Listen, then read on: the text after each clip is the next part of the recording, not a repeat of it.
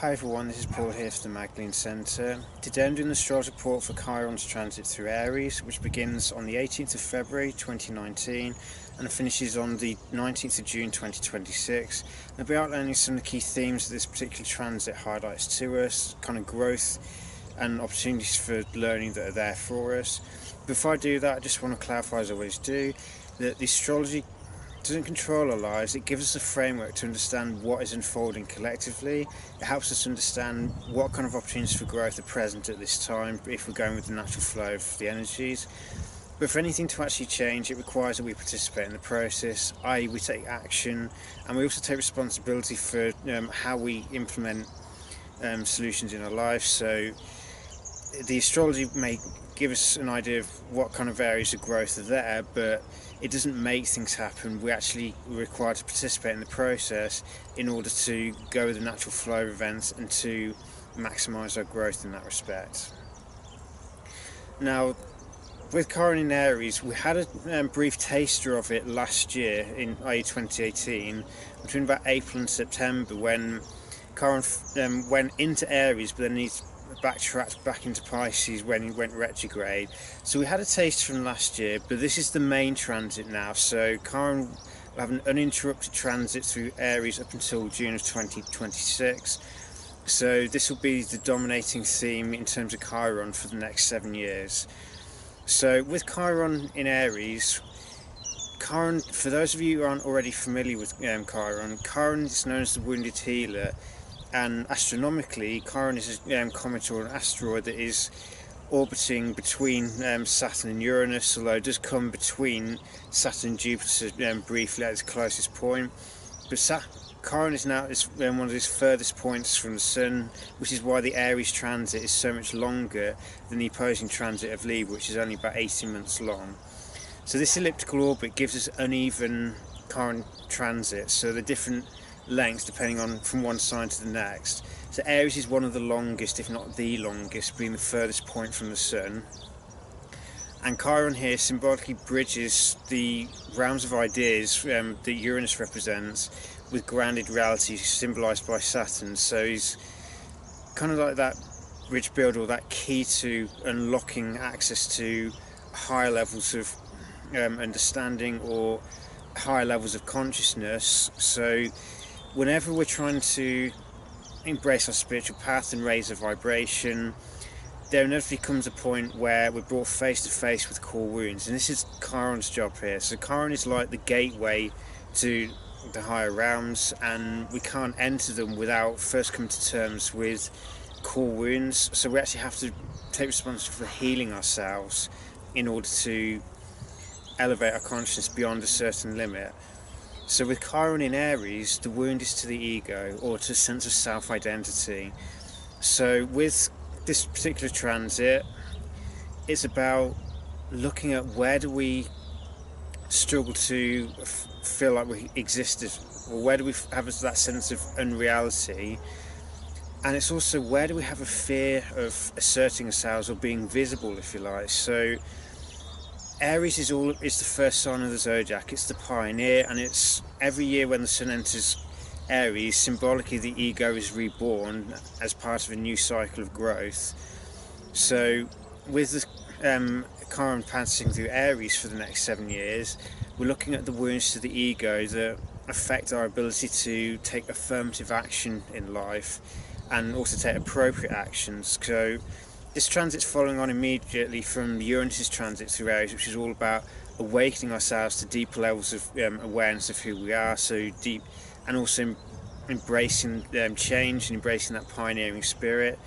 Now with Chiron moving through Aries, we're looking at the different unhealed aspects which prevent us from taking those sorts of actions, or prevent us from embracing the changes that we know we want to make, but for whatever reason we may have a deep-seated fear of initiating any changes. So one of the first things we need to kind of come to terms with is the fact that, contrary to how it's often portrayed, the ego is not something to reject. It's not something that needs to be destroyed.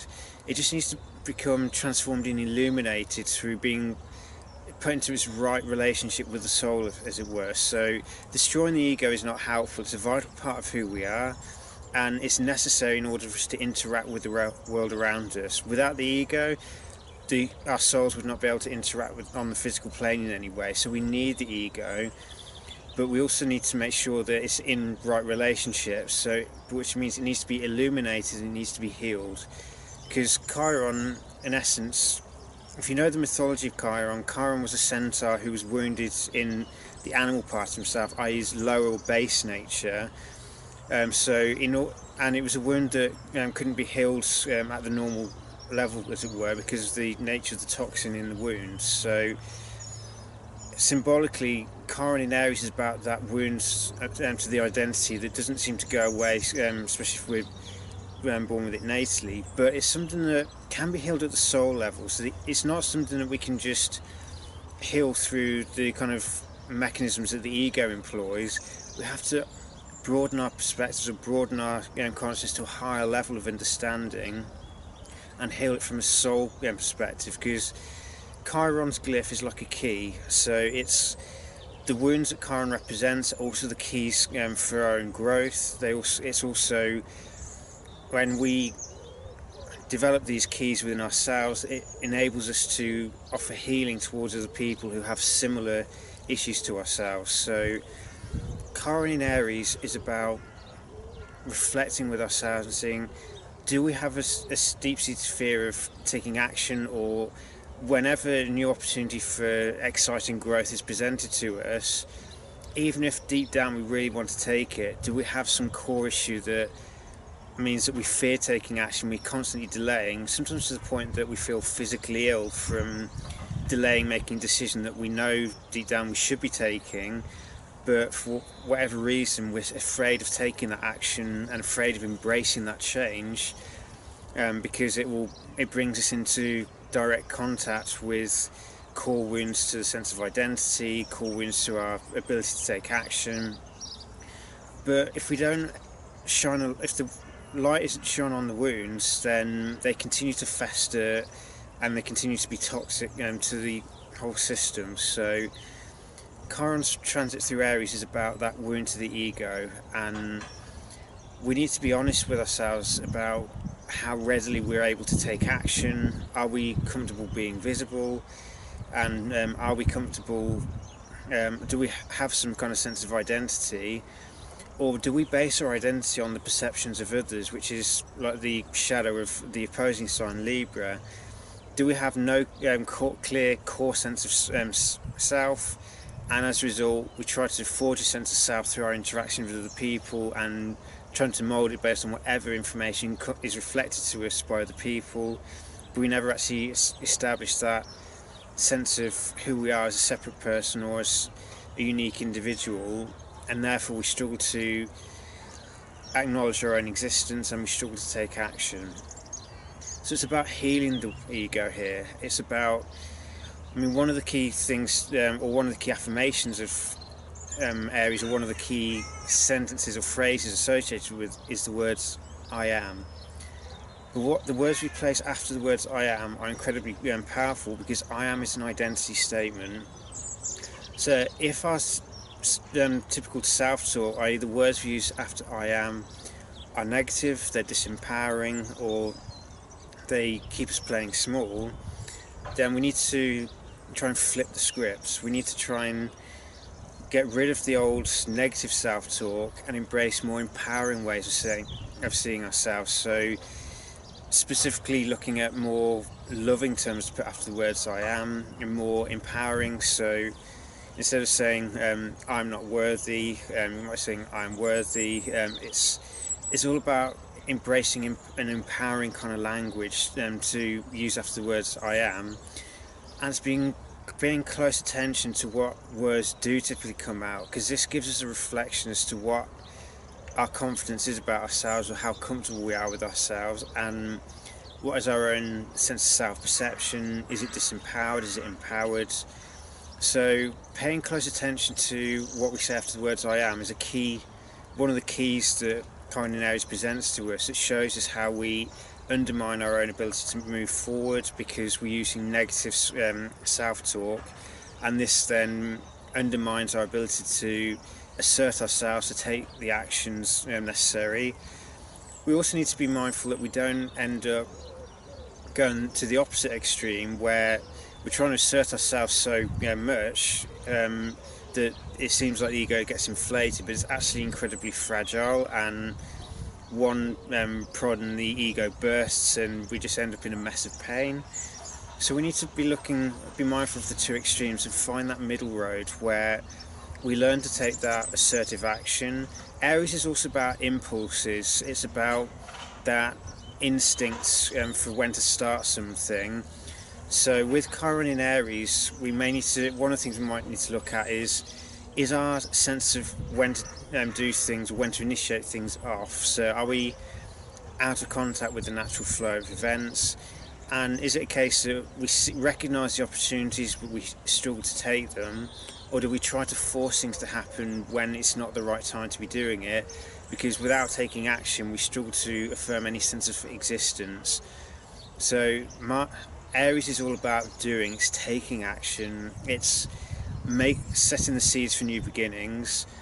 So with Aries being the first sign of the zodiac and being all about new beginnings, it may also be we need to look at, are we comfortable with the new? Are we comfortable with starting new chapters in life, or do we cling to the old out of familiarity, even though the old may be toxic and may be bringing us down?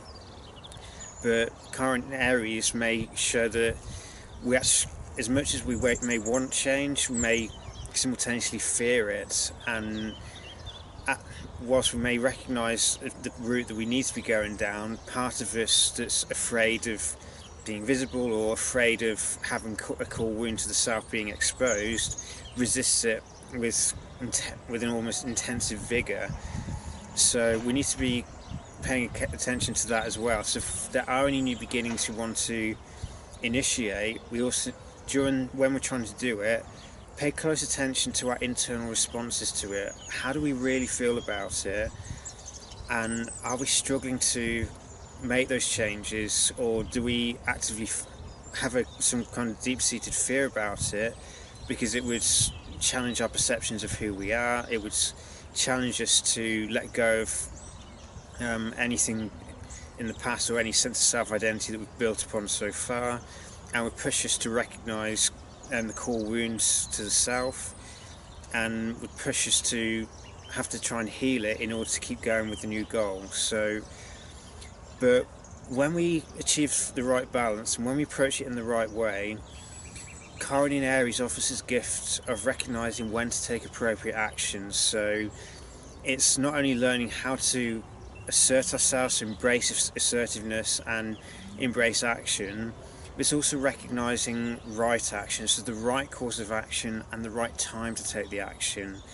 So this is the end goal for us all, is to heal the ego so that it's neither impulsive to the point it's trying to start things at the wrong time, or it deals or it identifies with the victim and therefore prevents us from taking action to initiate new and exciting chapters in lives. So but it's also, it may push or may activate that wounded healer archetype within us all. So do we identify with our wounds, or are we able to maintain a sufficient distance between our sense of identity and the wounds we felt over the course of our lives, that we don't identify with the wounds, we simply try to heal them, we gain whatever wisdom we can from it, and we use those keys to then help other people.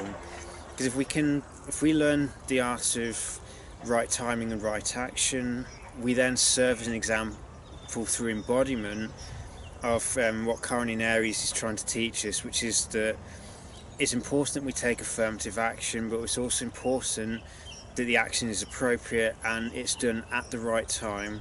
So we learn to activate and trust, well, not activate, but get in touch with the instincts that show us when we need to be doing things and when we need to hold back because it's not the right timing. And it's also having that confidence or self-confidence and self-assurance that we don't try to mould our sense of self from what we're being told by other people or by society in general.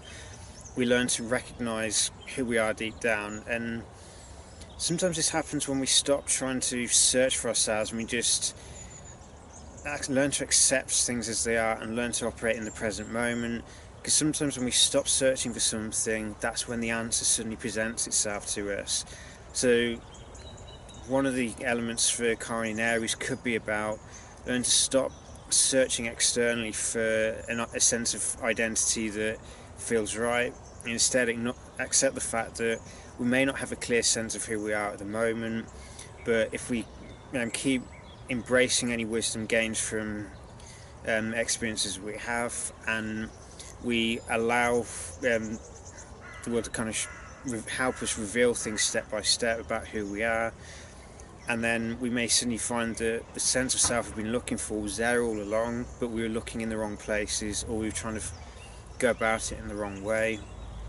But when we do go the flow, we may become that embodiment of taking right action in right timing, and then teach people through that embodiment rather than just preaching it. Because it's easy to say something, it's very different to actually embody it and to demonstrate it in the way we conduct ourselves in our lives. So I hope that's a useful guide for Chiron in Aries. There's a lot to it, but the main thing to remember is to pay close attention to what we say after the words "I am," because those words then have the potential to heal ourselves or destroy ourselves. And if we truly desire to become empowered, and we truly desire to take charge of our lives, then we have to deal with these internal scripts that we may have inherited from past conditioning. And we also need to become comfortable with change and recognise that sometimes when we start something new, old wounds will be activated. But when an old wound is triggered, that also serves as an opportunity for us to heal it and to transform it. So with Chiron, you can't bypass the pain, you can't skip over his lessons, because otherwise it creates a limit as to how far we can grow as a person. But if we work on healing ourselves, then we move into the natural flow of things. We develop a healed sense of self, and we heal the ego so we can take affirmative action, but the ego is not in control. It's merely there to initiate the will of the soul. And we also have that energy and presence in our lives, because we're no longer clinging to wounds, we're no longer clinging to the state of victimhood. We've embraced a more empowered sense of self. We've sought to heal the ego rather than go through the old pattern trying to destroy it. And through healing the ego, we then empower ourselves to take the right actions at the right time to achieve goals which embody a higher principle. And we also serve as that beacon of encouragement for the people around us who may be struggling to take action themselves. Because if we can then heal ourselves and learn to embody that principle of right action, right timing, we then serve as an example for the people. So we teach through example rather than through teaching about it, through trying to talk about it. So may the themes of Chiron highlight many areas that will empower your growth, and may this also be a time to heal your ego, to empower it so that it works in alignment with the soul, and we then have that confidence to initiate any new beginnings that we know we want to make. And we also recognise the wisdom of taking action when action is required, and then going with the flow the rest of the time, so we're not trying to force things to happen at the wrong time.